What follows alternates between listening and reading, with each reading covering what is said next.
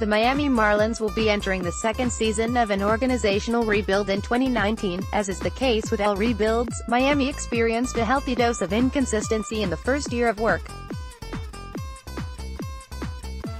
The 2018 Marlins finished with 98 losses and they were owners of the worst record in the entire National League.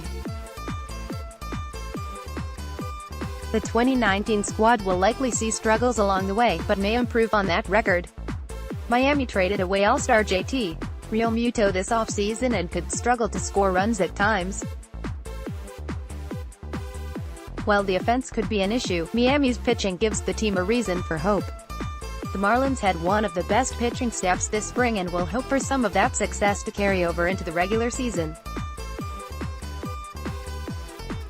Don Mattingly is entering his fourth season as Miami's manager, and 2019 is also the last year of his contract.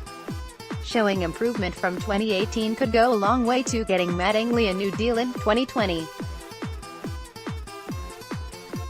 If the Marlins play at the same level or take a step back, the team may be in the market for a new skipper after the season.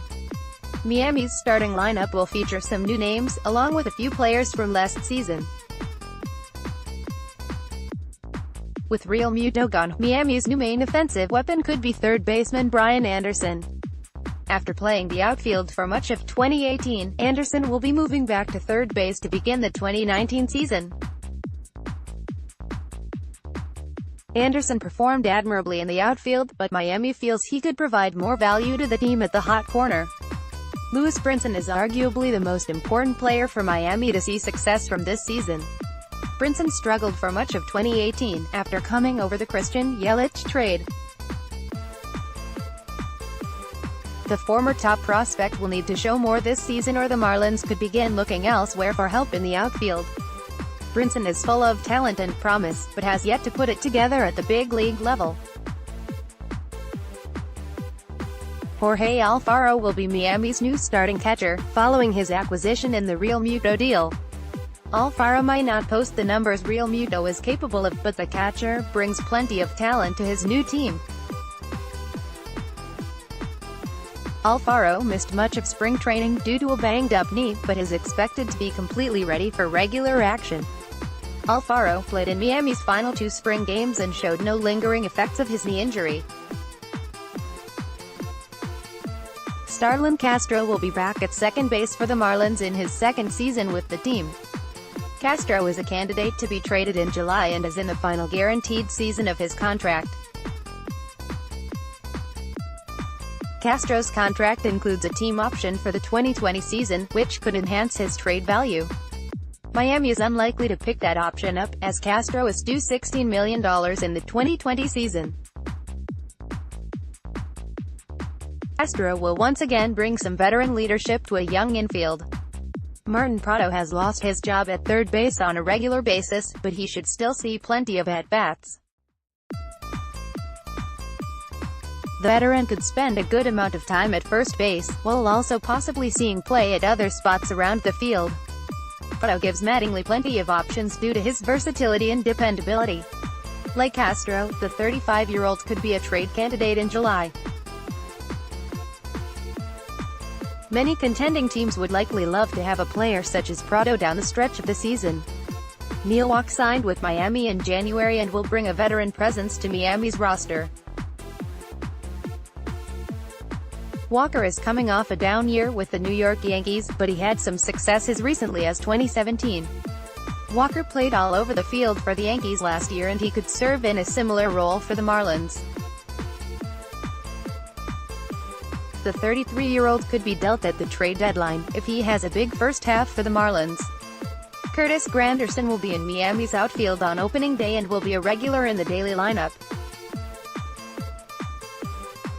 Granderson had a down year in 2018 and will be looking to turn his career back around this season. If Granderson has a solid first half, he is yet another player the Marlins could look to trade before the July deadline. Granderson's spot in the lineup has not been announced, but it is possible he spends time in the leadoff slot. Garrett Cooper won a starting job with an exceptional spring and could be in the middle of Miami's lineup. Cooper was competing with a number of players including Peter O'Brien for a roster spot this spring. O'Brien was optioned to AAA towards the end of the Grapefruit League, due in part to Cooper's fine work in Jupiter. Cooper can help Miami in the outfield and at first base, while also being an option off the bench on some days. The Marlins released veteran pitcher Dan Straley at the conclusion of their spring schedule, which opened the door to another young arm.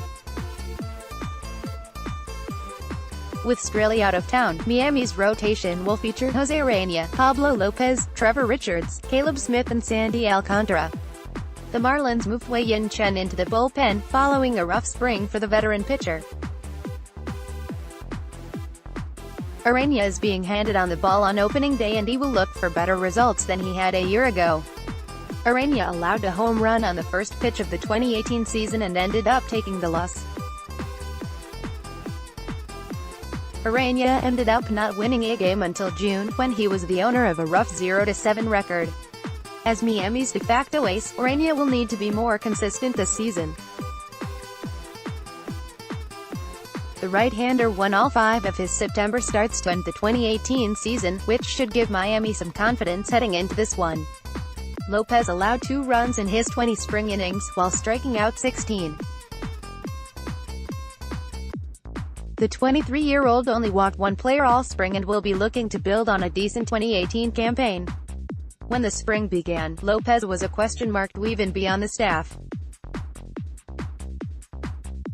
After his fine Grapefruit League work, Lopez could potentially be Miami's second pitcher in the starting rotation. Smith got a late start to his spring, but he did enough to win a job in the starting rotation. The left-hander has been a strikeout machine at times in the past and he continued that with 19 punch-outs in the spring. Smith is Miami's only lefty starter, with Chen's transfer to the pen. With 4 right-handers around him, Smith may end up being in the center of Miami's 5-man rotation.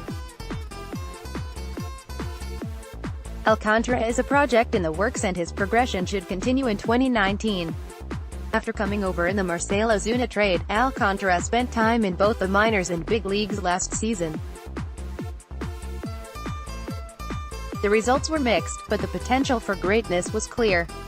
Alcantara needs to improve on his efficiency, but he has the talent to be at the top of the rotation for years to come. Right-hander begins this year in the MLB starting rotation, but he will need to produce to stay there. Richards is one of the better stories in baseball. He went undrafted and pitched in the independent league before Miami scooped him up. After a solid 2018 season, Richards will be back in the rotation to begin this campaign.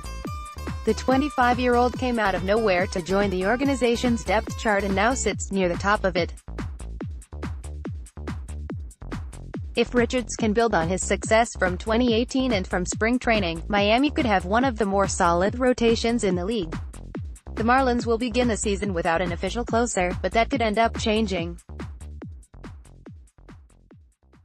Sergio Romo joined the Marlins this offseason and could eventually become the team's closer.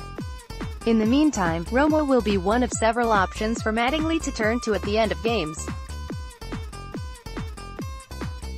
Drew Steckenrider and Adam Conley could also pick up saves in the early portion of the season.